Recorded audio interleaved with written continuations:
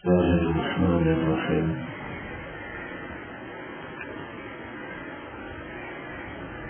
وعن أبي هريرة رضي الله تعالى عنه قال حفظت من رسول الله صلى الله عليه وسلم وعاءين فأما أحدهما فبثثته فيكم وأما الآخر فلو بثثته قطع هذا البلعوم يعني مجرى الدم. یہ حدیث نمبر 271 ہے جو حضرت ابو ہریرہ رضی اللہ تعالی عنہ سے منقول ہے. فرماتے ہیں کہ حفظت من رسول اللہ صلی اللہ علیہ وسلم وعائن، کہ میں نے حضور نبی اکرم صلی اللہ علیہ وسلم سے 2 تھیلے بھر بھر کر علم حاصل کی. وعاء عربی زبان میں تھیلے اور برتن کو کہا جاتا ہے، یعنی ہر ایسی چیز کو وعاء کہا جاتا ہے جس میں کوئی چیز دوسری چیز ڈال دی جاتی ہے، خواہ وہ کوئی برتن ہو کوئی تھیلا ہو. تو فرماتے ہیں کہ حفظت من رسول اللہ صلی اللہ علیہ وسلم وعائن، کہ میں نے حضور نبی اکرم صلی اللہ علیہ وسلم سے علم کے 2 بڑے تھیلے بھر بھر کر حاصل کیے. مطلب اس جملے کا یہ ہے کہ میں نے وافر مقدار میں حضور علیہ الصلوۃ والسلام سے علم حاصل کیے، اور یہ علم 2 طرح کا تھا. 2 تھیلوں میں یا 2 برتنوں میں ہونے میں اشارہ اس بات کی طرف ہے کہ 2 مختلف قسم کے علوم تھے جو میں نے حضور علیہ الصلوۃ والسلام کو سے حاصل کیے. کیونکہ اللہ جل شانہ نے تو اپنے نبی کو ہر قسم کے علوم کا جامع بنایا. علم 2 طرح کا ہوتا ہے، ایک ظاہر کا علم ہوتا ہے اور ایک باطن کا علم ہوتا ہے. ظاہر کے علم سے مراد یہ علم شریعت ہے، جیسا کہ قرآن کریم کا علم، اس کی تفسیر، مسئلے مسائل، احادیث مبارکہ کی تفسیر وضاحت، یہ ظاہر شریعت کا علم ہوتا ہے. اور کچھ ایسا علم ہوتا ہے جس کا تعلق انسان کے قلب کے ساتھ ہوتا ہے، انسان کے باطن کے ساتھ ہوتا ہے. حضرات صوفیاء کرام، بزرگان دین اسی طرح کے علم کو حاصل کرنے میں کوشاں رہتے ہیں. اللہ جل شانہ نے اپنے نبی کو ہر قسم کی علوم کا جامعہ بنایا.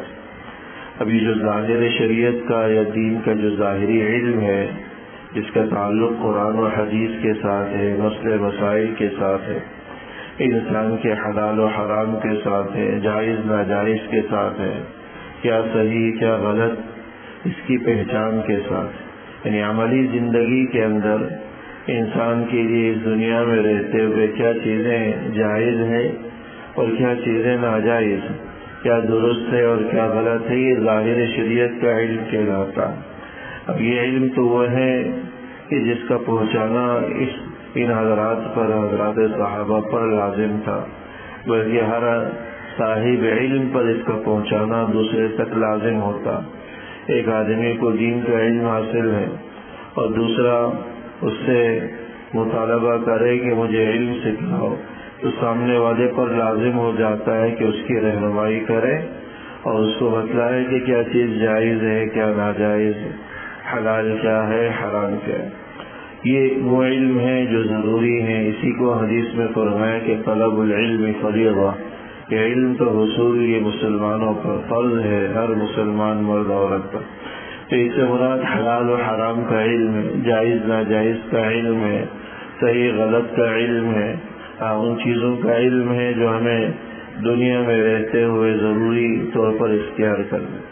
اور دوسری قسم کا علم وہ ہے جو باطن کا یا قلب کا یا دل کا علم کہلاتا ہے، جو ظاہر شریعت نہیں کہلاتا، باطن شریعت کہلاتا. اس کا تعلق حلال و حرام کے ساتھ نہیں ہوتا، اس کا تعلق معلومات کے ساتھ ہوتا ہے، اس کا تعلق اللہ جل شانہ کی معرفت کے ساتھ، اللہ جل شانہ کی پہچان کے ساتھ ہوتا ہے. اس سے کوئی ایسی بات کہ حلال و حرام کی، جائز ناجائز کی، صحیح غلط کی متعلق نہیں ہوتی. تو حضرت ابو ہریرہ رضی اللہ تعالیٰ عنہ فرماتے ہیں کہ میں نے حضور علیہ الصلوۃ والسلام سے دونوں قسم کے علوم حاصل کیے. فاما احدهما فبثثته فيكم، ان میں سے ایک علم کو میں نے تمہارے درمیان پھیلا دیا، تمہارے درمیان عام کر دیا. مراد اس سے ظاہر شریعت کا علم ہے جس کا حصول عام امت کے لیے ضروری تھا، امت کی رہنمائی کے لیے ضروری تھا. اس کا تعلق حلال و حرام کے ساتھ، جائز ناجائز کے ساتھ. تو ایسا علم میں نے تمہارے درمیان پھیلا دیا ہے، تمہارے درمیان عام کر دیا.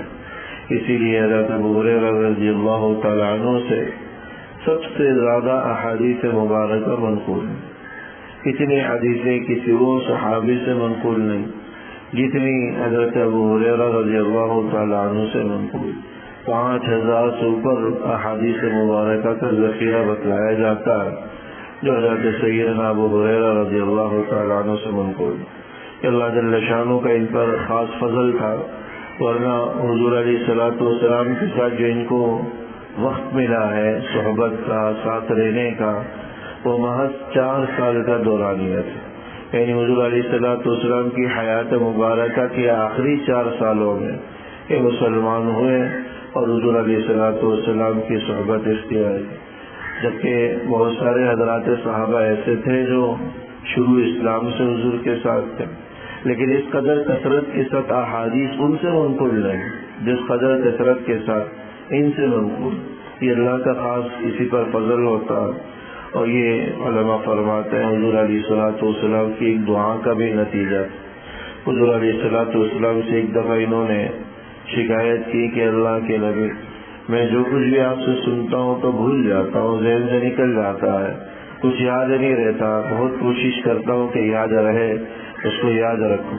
حضور علیہ الصلوۃ والسلام نے ان کے سینے پر رکھ کر کچھ پڑھا، پھر فرمایا کہ جاؤ آج کے بعد تم جو بھی سنو گے کبھی نہیں بھول پاؤ. اس لیے جو حدیث اگر سالوں پہلے سنی ہے اور اگر سالوں کے بعد اگر کوئی پوچھ رہا ہے تو بعینی انہی الفاظ کے ساتھ بیان کرتے تھے. بعض حکمران وقت کے جو حکمران ہوا کرتے تھے بس اوقات حضرت ابو ہریرہ رضی اللہ تعالیٰ عنہ کا امتحان لیتے تھے تو وہی اتنی کثرت سے حدیثیں بیان کرتا ہے، کچھ یاد بھی رہتا ہے یا ایسے ہی بس اپنی طرف سے بیان کر دیتا ہے. تو وہی چند ایسی حدیثیں جو سالہ سال پہلے سنی تھی، بوڑھے ہونے کے بعد بڑھاپے میں ان سے حضرت ابو ہریرہ رضی اللہ تعالیٰ عنہ سے پھر سنی گئی. تو انہوں نے کہا کہ بیٹا تم شاید میرا امتحان لینا چاہ رہے ہو، تم یہ دیکھنا چاہ رہے ہو کہ اس آدمی کو جب بوڑھا ہو چکا ہے کچھ یاد بھی ہے یا نہیں ہے، یہ بھول بھال گیا ہے.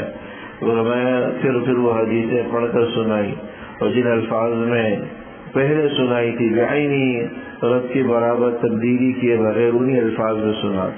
اللہ جل شانہ کا خاص ان پر فضل تھا. اس لیے فرماتے ہیں کہ جو علم ظاہر شریعت سے متعلق تھا فَأَمَّا أَحَدُهُمَا فَبَثَّثْتُ فِيكُمْ، وہ میں نے تمہارے درمیان پھیلا دیا ہے اور کثرت کے ساتھ احادیث اسی بنیاد پر ان سے منقول. وَأَمَّا الْآخَرُ، اور جو دوسرا علم تھا، دوسری قسم کا علم تھا، باطن کا علم، وہ ایسا علم تھا جو عام آدمی کی ضرورت کا بھی نہیں تھا، وہ عام آدمی کی پہنچ کا بھی نہیں تھا. یہ بہت ساری باتیں ایک عام آدمی کو ہضم نہیں ہو پاتی، وہ سمجھ نہیں پاتا اور بس اوقات اس سے غلط فہمی بھی پیدا ہونے کا نتیجہ بھی ہوتا.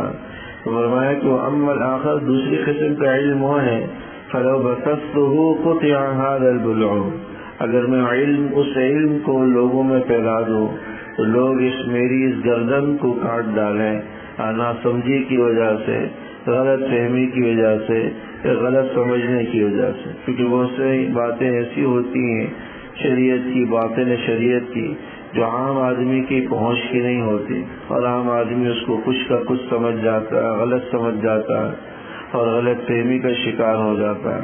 فرمایا کہ اس قسم کے علم کو تو میں نے بیان ہی نہیں کیا، اگر بیان کر دیتا تو لوگ غلط فہمی کا شکار ہو جاتے اور طرح طرح کی باتیں کر کے میرے مارنے پر، مجھے قتل کرنے پر آمادہ ہو جاتے. اور یقیناً اس سے اس قسم کا علم مراد تھا جو کہ ضروری نہیں تھا لوگوں کو بتانا. حضرت یہ حضرات صحابہ رضوان اللہ تعالی علیہم اجمعین اس کا اہتمام بھی فرماتے تھے اور شرعاً ضروری بھی تھا کہ ہر ایسا علم امت تک پہنچائے جو امت کی دنیا کو سنوارنے کے لیے، اپنی آخرت کو بنانے کے لیے ضروری ہو، جس کا تعلق حلال و حرام کے ساتھ، جائز ناجائز کے ساتھ، صحیح غلط کے ساتھ ہو۔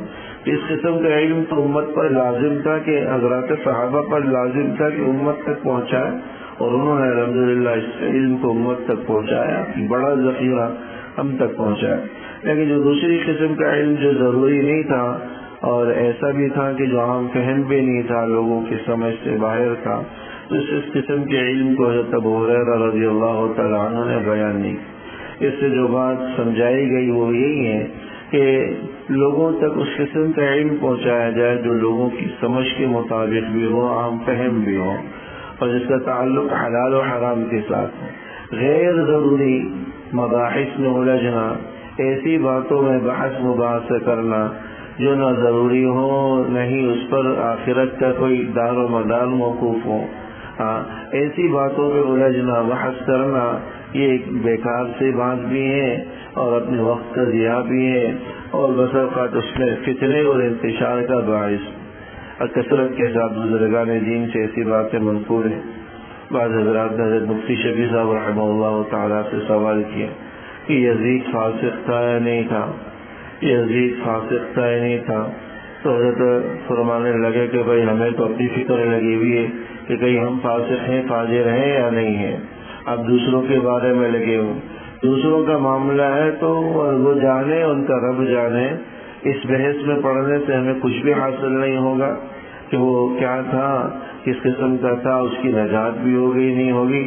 یہ نہ ذمہ داری ہماری ہے آخرت میں کس کی نجات ہونی ہے کس کی نہیں ہونی، اور نہیں اس پر آخرت کا کوئی کام موقوف ہے، دنیا کا کوئی عمل موقوف ہے کہ اس پر اگر ایمان نہ لایا جائے تو آخرت میں مغفرت نہیں ہوگی، ایسا بھی نہیں۔ غیر ضروری بحث ہے، غیر ضروری مباحثہ ہے۔ آخرت میں اللہ جو معاملہ کرے، اللہ احکم الحاکمین ہے، ہم پر کوئی وہ نہیں بنتی کہ ہم کسی قسم کا اعتراض کر جائیں یا کسی قسم کا اشکال کر جائیں۔ تو ایسے غیر ضروری مباحث، باتیں جس پہ دین و دنیا کا کوئی عمل موقوف نہ ہو، ایسی چیزوں کے اندر پڑھنے سے گریز کرنا چاہیے، اشتراک کرنا چاہیے، اس کی فکر ہو جس پر ہمارا عمل موقوف ہے، ہماری آخرت کی کامیابی موقوف ہے۔ اللہ جل شانہ ربنا تقبل منا انك انت السميع وتب علينا انك انت التواب الرحيم وصلى الله تعالى على خير خلقه محمد وآله وصحبه أجمعين آمين برحمتك.